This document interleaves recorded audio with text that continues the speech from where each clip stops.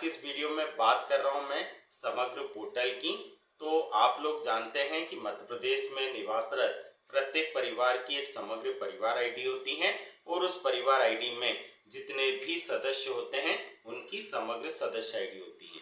आज मैं बात कर रहा हूं कि यदि किसी परिवार के किसी सदस्य की असमय मृत्यु हो जाती है तो उसके परिवार के जो आश्रित लोग हैं जैसे कि उनकी पत्नी, उन्हें जो शासन की योजनाओं का लाभ मिलना चाहिए उसमें किसी प्रकार की कोई दिक्कत ना हो, इस संबंध में मैं एक छोटी सी जानकारी आप लोगों के साथ शेयर कर रहा हूं कि आप समग्र पोर्टल पर किसी सदस्य को मृत घोषित कर रहे हैं तो उसमें आपको क्या क्या सावधानी रखनी है ताकि आश्रित परिवार को किसी प्रकार के शासन की योजनाओं का लाभ लेने से वंचित ना होना पड़े।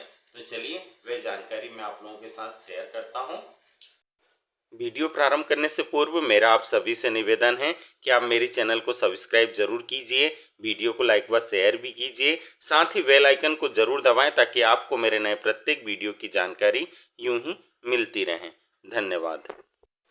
यह जो कार्य है वह ग्राम पंचायत के सचिव, सहायक सचिव व वार्ड कार्यालय के कर्मचारी ही कर सकते हैं।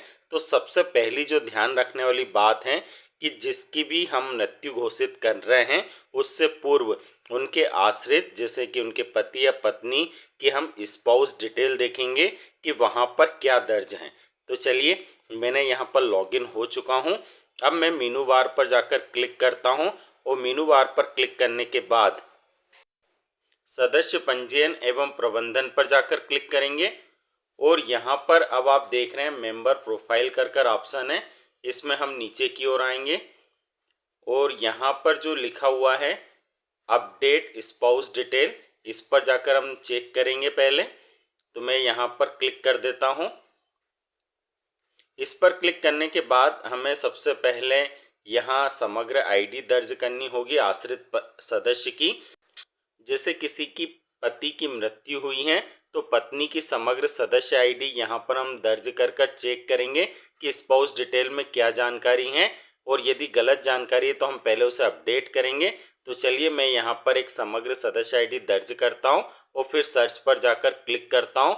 तो आगे की प्रोसेस के तहत आप देख रहे हैं यहाँ पर जानकारी आती है जिसमें नाम, gender, marital status, date of birth आता है। फिर यहाँ पर करंट स्पाउस नेम में आप देख रहे हैं NA लिखा हुआ है। इसका मतलब यह है कि अभी तक जो सदस्य हैं वह मैरिड तो है परंतु जो उनके पति का नाम है वह यहाँ पर दर्ज नहीं है। तो हमें न्यू स्पाउस नेम के तहत यहाँ से सेलेक्ट करना है। तो उस परिवार आईडी में जितने भी सदस्य मैरिड घोषित हैं उनके नाम यहाँ पर पुरुषों के ओपन होंगे, उसमें से हम जो उनके पति हैं उन्हीं का नाम यहाँ पर सेलेक्ट करेंगे। यदि मान लीजिए करेंट स्पाउस नेम में पति के नाम की जगह किसी अन्य का नाम दर्ज है तो आप यहाँ से न्यू स्पाउस नेम के तहत ड्रॉप डाउन लिस्ट से सेलेक्ट कर लीजिए उनके पति का नाम और उसके बाद फिर अपडेट स्पाउस डिटेल पर क्लिक कर दीजिए। जैसे कि मैंने यहाँ पर क्लिक किया तो दो नाम आ रहे हैं क्योंकि दो उस परिवार आईडी में मेरिट है पुरुष के रूप में, इसलिए यहाँ पर दो नाम आए हैं। तो उसमें से जो उनके पति हैं उनका नाम हम यहाँ पर सेलेक्ट कर लेंगे। सेलेक्ट करने के बाद अपडेट स्पाउस डिटेल पर क्लिक करेंगे तो यहाँ पर सक्सेस का मैसेज आ चुका है कि spouse detail has been updated successfully. अब हमने ये कंफर्म कर लिया है कि उनके जो पति का नाम है वह सही दर्ज हो चुका है। अब जो दूसरी ध्यान देने वाली चीज़ है उसकी ओर भी मैं लेकर आपको चलता हूँ। उसके लिए पुनः मैं होम पेज पर आया हूँ और अब हम यहाँ पर पुनः मेनू बार पर जाकर मैं क्लिक करता हूँ। मेनू बार पर क्लिक करने के बाद सदस्य पंजीयन एवं प्रबंधन वाले ऑप्शन पर हम पुनः क्लिक करेंगे और इस पर क्लिक करने के बाद आगे की प्रोसेस के तहत आप देखेंगे यहाँ पर एक ऑप्शन आता है रिमूव मेंबर का, जिसमें लिखा है register request to remove member. चलिए मैं इस पर क्लिक कर आपको कुछ जानकारी शेयर करना चाहूँगा। यहाँ पर जैसे ही हम इस पर क्लिक करते हैं तो समग्र आईडी हमें दर्ज करनी होती है, फिर कैप्चा कोड, फिर गेट मेंबर्स डिटेल होता है। तो यहाँ जिनकी मृत्यु हुई है उनकी समग्र आईडी दर्ज कर हम देखते हैं। तो यहाँ पर समग्र आईडी फिर पर्सनल डिटेल आ जाती हैं। उसके बाद रिमूव मेंबर के तहत नीचे कंफर्म समग्र आईडी आती है। बाकी ऊपर जो जानकारी देख रहे हैं name, father name, mother name, date of birth, gender, category, family ID, mobile number, उसके बाद करंट आधार नंबर है या नहीं जुड़ा, तो वो यहाँ पर यस लिखा हुआ है।